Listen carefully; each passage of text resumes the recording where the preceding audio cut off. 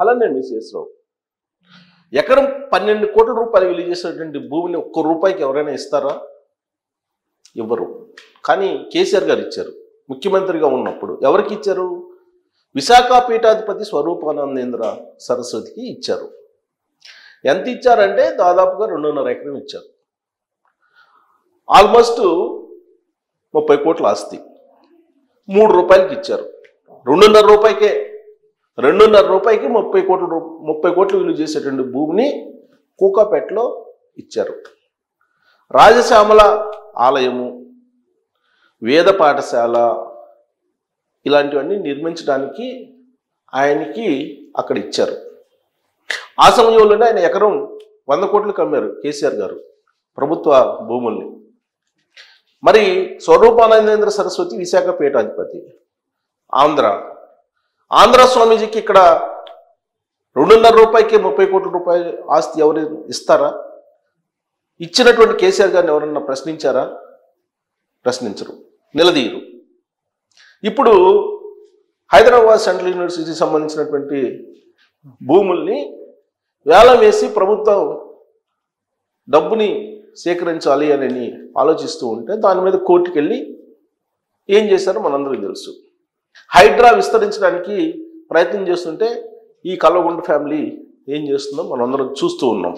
ఆంధ్ర వాళ్ళు, ఆ గుప్పిడి ఆంధ్ర వాళ్ళు దాచుకున్నారు తెలంగాణ సంపదని అని చెప్పి ఎప్పుడు చెప్పేటువంటి కేసీఆర్ గారు మళ్ళా అదే పాటను రజతోత్సవాల్లో కూడా వినిపించారు.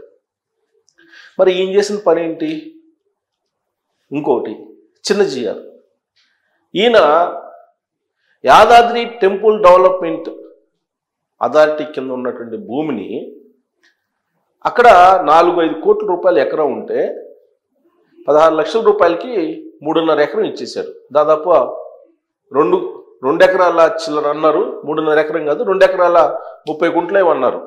సో అది ఇచ్చేశారు. 16 లక్షలకి 2 ఎకరాల 30 గుంటలు ఇచ్చేశారు. అక్కడ ఎకరం 5 కోట్ల దాకా ఉంటుందని అన్నారు.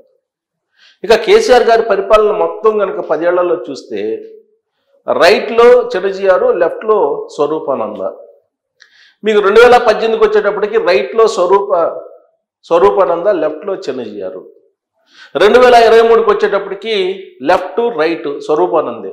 చిన్నజీఆర్ స్వామి ముచ్చెంతుల్లో కలిసిపోయారు. ఎందుకు ఇవన్నీ చేశారంటే రాజశ్యామల యాగం చేస్తే అధికారంలోకి వస్తారు, రాజశ్యామల యాగం చేస్తే ప్రత్యర్థి పార్టీలు నిర్వీర్యం అయిపోతాయి, చండీ యాగం చేస్తే ప్రత్యర్థి పార్టీలో ఉండేటువంటి లీడర్లు చురుగ్గా ఉండరు, వాళ్ళు నాశనం అయిపోతారు.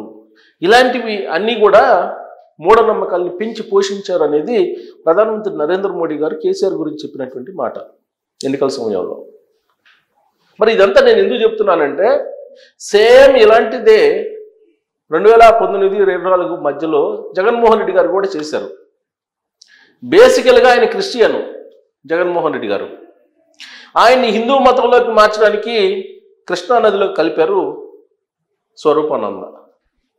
దానికి బహుమానంగా శారదాపేటానికి 15 ఎకరాలు ఊరికనే ఇచ్చారు ప్రభుత్వ భూమిని. సీన్ కట్ చేస్తే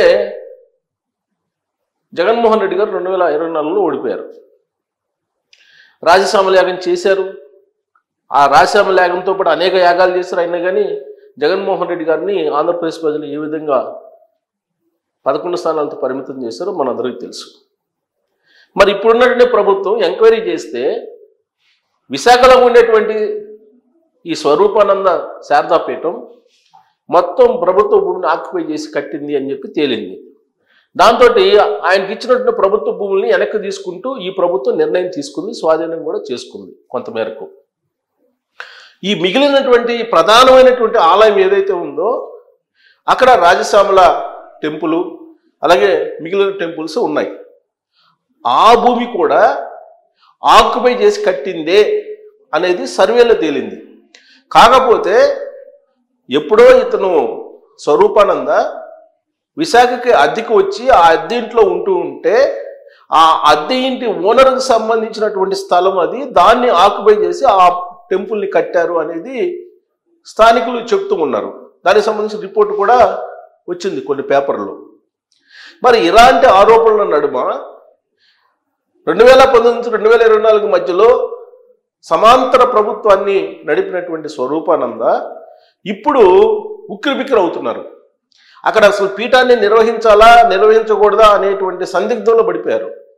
అసలు అక్కడ పీఠం ఉందా లేదా, పీఠాన్ని కొనసాగిస్తారా లేదా అనేటువంటి సందేహం కూడా ఇప్పుడు భక్తుల్లో ఉంది. ఎప్పుడైతే ఈ ప్రభుత్వ భూముల్ని వెనక్కి తీసుకుందో ఆ రోజు నుంచి స్వరూపానంద సైలెంట్ అయిపోయారు. స్మాత్మానంద అయితే అంటే ఉత్తరాధికారి, స్మాత్మానంద శారదాపీఠానికి సంబంధించినటువంటి ఉత్తరాధికారి, ఆయనైతే అసలు ఎక్కడా కనిపించట్లేదని చెప్పి అంటూ ఉన్నారు భక్తులు. మొత్తం శారదాపీఠాన్ని హైదరాబాద్కి షిఫ్ట్ చేశారా అని అంటే కేసీఆర్ గారు ఇచ్చినటువంటి 2.5 ఎకరం కోకాపేటలో ఉంది కదా, అక్కడికి షిఫ్ట్ అవుతున్నారు. టోటల్గా విశాఖలో శారదాపీఠాన్ని లేకుండా షిఫ్ట్ చేస్తున్నారు అనేటువంటి టాక్ ఇప్పుడు తాజాగా వినిపిస్తుంది.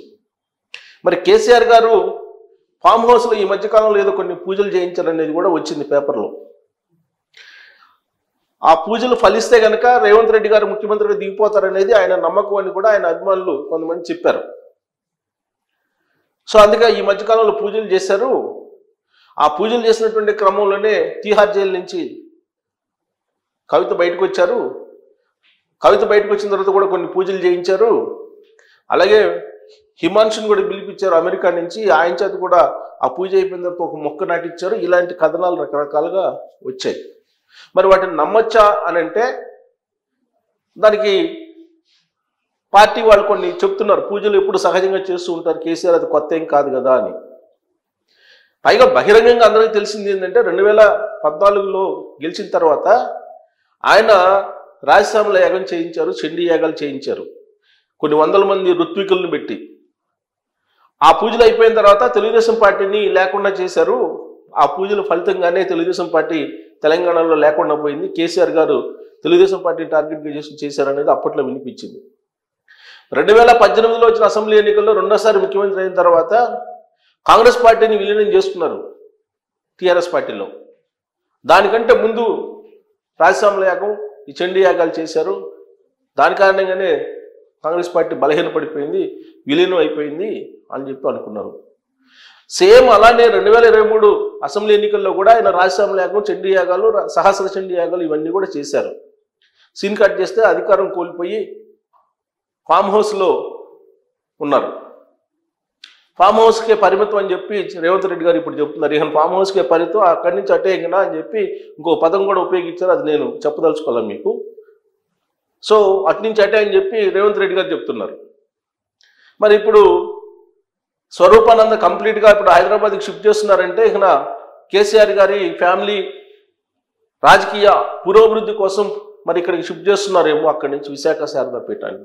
లేదా అక్కడ ఉన్నటువంటి మొత్తం ప్రభుత్వం అక్కడ ఆక్రమించి భూమి ఉంది కాబట్టి దాన్ని వెనక్కి తీసుకుంటుంది కాబట్టి ఉండలేనటువంటి పరిస్థితుల్లో ఇక్కడికి షిఫ్ట్ అవుతున్నారు అనేది ఒకటి.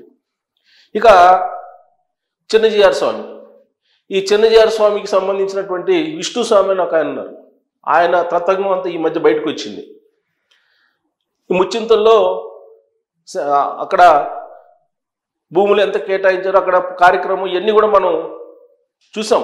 హైదరాబాద్లో ముచ్చింతల్లో రామాంజాచార్యుల యొక్క విగ్రహం కట్టించి అక్కడ మై హోమ్కి సంబంధించినటువంటి మొత్తం రియల్ ఎస్టేట్ని ఎంత పెంచారో అందరికీ తెలుసు ప్రజలకి. సేమ్ జగన్మోహన్ రెడ్డి గారు అధికారంలో ఉన్నప్పుడు ఆంధ్రప్రదేశ్లో చిన్నజీఆర్ స్వామి కూడా ఏదో ఒక 40 ఎకరాలు కావాలని అంటే దానికి కూడా ఆశ్రమానికి ఏదో అప్పట్లో జీవో ఇచ్చారంటున్నారు. మరి ఆ భూమి అలానే ఉందా లేదంటే చిన్నజీఆర్ ఆశ్రమం నుంచి మళ్ళీ తీసుకున్నారనేది ఇంకా తెలియట్లా. బట్ స్వరూపానంద పీఠం మాత్రం కదిలిపోయిందని చెప్పి చెప్పచ్చు. అలాంటి టాక్ కూడా ఇప్పుడు నడుస్తుంది. చిన్నజీఆర్ స్వామి అలాగే స్వరూపానంద వీళ్ళిద్దరికి పోలాభిషేకం చేశారు. ఒక పక్క కేసీఆర్ గారు, ఇంకొక పక్క జగన్మోహన్ రెడ్డి గారు కూర్చొని. జగన్మోహన్ రెడ్డి గారు తన ఆత్మ అని చెప్పి ప్రకటించుకున్నాడు స్వరూపానంద. చిన్నజీఆర్ అయితే అసలు కేసీఆర్ గారు మొత్తం తానే అన్నట్టుగా వ్యవహరించారు. మరి ఈ ఇద్దరు స్వామీజీలు ఇప్పుడు హైదరాబాద్ని బేస్ చేసుకొని మాత్రమే పరిమితం కాబోతున్నారు, పరిమితం అయ్యారు అని చెప్పి తెలుస్తుంది.